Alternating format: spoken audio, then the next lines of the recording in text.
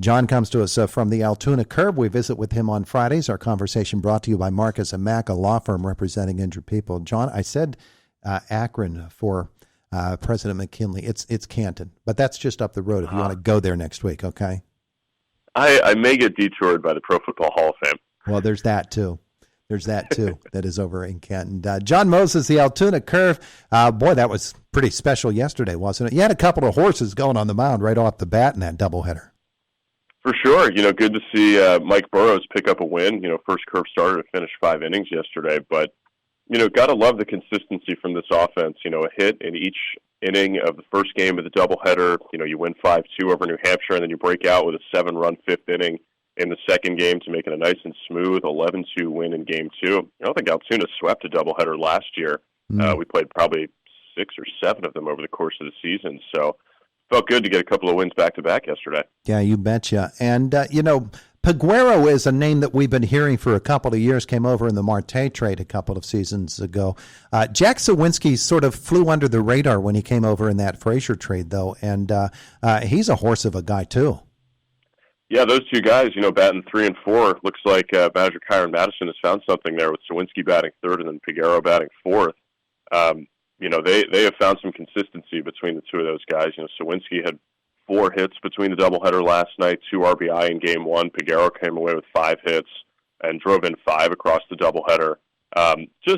Really impressive profile for Liover Peguero. I mean, we forget he's 21 years of age, but some pretty special power exists in that right-handed bat. And, he's got some growth to do in the field, but, I'm pretty excited about what he can bring to the table. Yeah, and the Pirates are too, because he's a guy that you tend to think when you hear about what he's done so far in the minor leagues, you tend to think, oh, this is a slap hitter guy that's going to leg out a lot of things, and he'll do that, but he can gap it up too.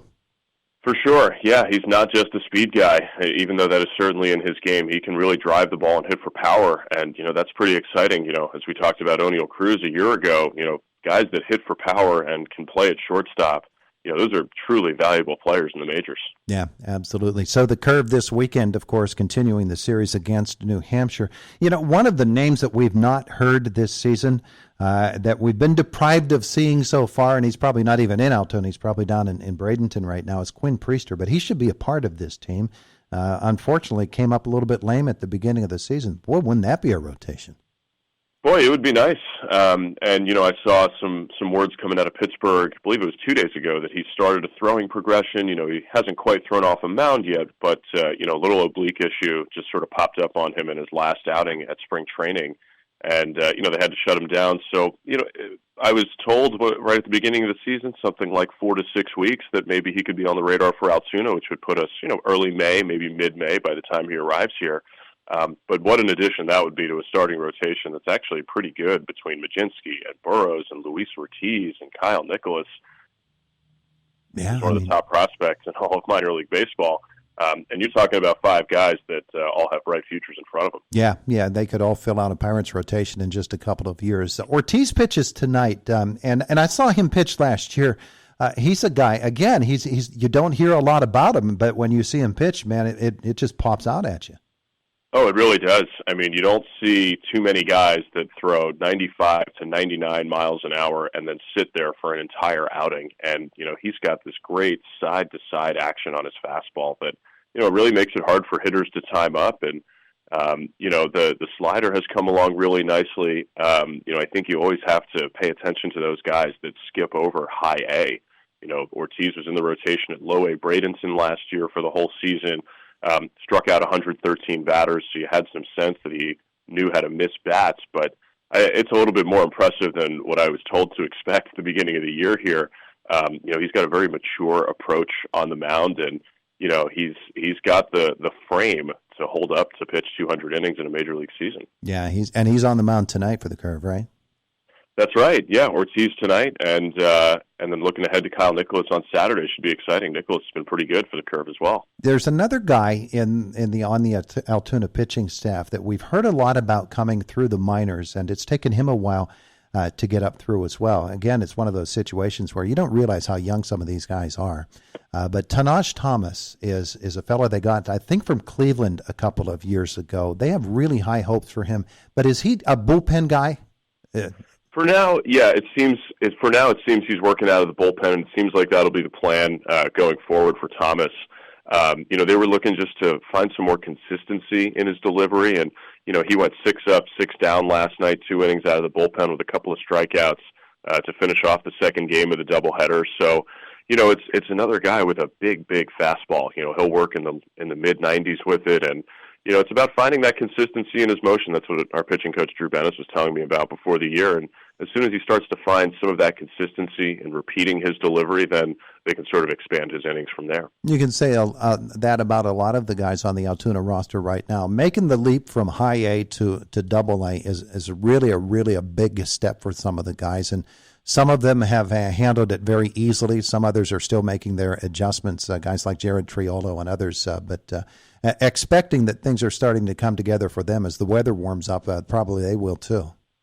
Yeah, for sure. And, it was a bit of a shock for all of us. The first weekend of the season, we're playing temperatures in the, 30s and 40s over that weekend against Harrisburg. Then we go to Richmond. It's in the 70s and 80s every day. And then we're back here and it snows all day Monday. 3 inches ends up snowing out our game on Tuesday. So just sort of that back and forth element of the temperature, I think, can be hard for guys to get the rhythm in. But, that's something these guys will experience as they continue to move up the minor league system. And when they play in the majors, you're going to have series early in the year where it's chilly in Pittsburgh, but it's nice in Miami, or nice in a place like Houston, and not so nice maybe up in Boston. So it's just one of those things you have to get used to over the course of your professional career. Yeah, it's really interesting to watch. One of the other things that I'm looking forward to as this season goes on is Henry Davis is at high A right now. They've got another really good catching prospect at high A. At one point, one of those fellas is going to have to be getting regular playing time, and so probably one of those guys is headed for Altoona. I'm assuming it's going to be Davis, but whether or not, that's another star that's going to be added to the roster for the Altoona Curve this season. Yeah, some point down the road here, assuming things go well for Davis, I don't think it's that crazy to think of him playing in Altoona maybe by July or August. But all of a sudden it seems like there's a little bit of depth here in the minor league system at the catching position. With the addition of Carter Binns at the trade deadline last year coming over to Altoona during the year, Blake Sable has shown very well to start this season. And then, as you mentioned, Davis, guys like Endy Rodriguez and Abraham Gutierrez down at high A. There's all of a sudden a couple of guys that you can start to say to yourself, and that there's some good future Pirates looking behind the plate when, maybe a year ago at this time you just struggled to identify a couple of big leaguers at that spot. Yeah, I think the only thing that prevents Rodriguez from being the Altoona catcher of the future is the fact that Henry Davis is there. So I know that they're going to work him out at other positions as well. Really interesting to watch the Curve this year and this weekend. So, John, what's going on at Altoona this weekend? Well, tonight we've got a free shirt Friday. First 1,000 fans will be getting a mystery T-shirt presented by Lakeview Sheds and Vinyl Products and Central PA Friend Blinds and Design. We've also got a Fast Play Friday here at the ballpark tonight where you can text a code to get a $10 coupon from the Pennsylvania Lottery. On Saturday, it's a special 4 o'clock first pitch. Looks like it's going to be a beautiful day tomorrow. Great day to get out of the house and spend an afternoon out with the kids. Teacher Appreciation Day here at the ballpark. So if you have any new books or lightly used books hanging around the house, bring them to the game on Saturday, because we're going to be running a book drive here in the afternoon. And then we'll wrap the series on Sunday with a Kids Club game. Should be a lot of fun. We'll enjoy a Kids Club character appearance.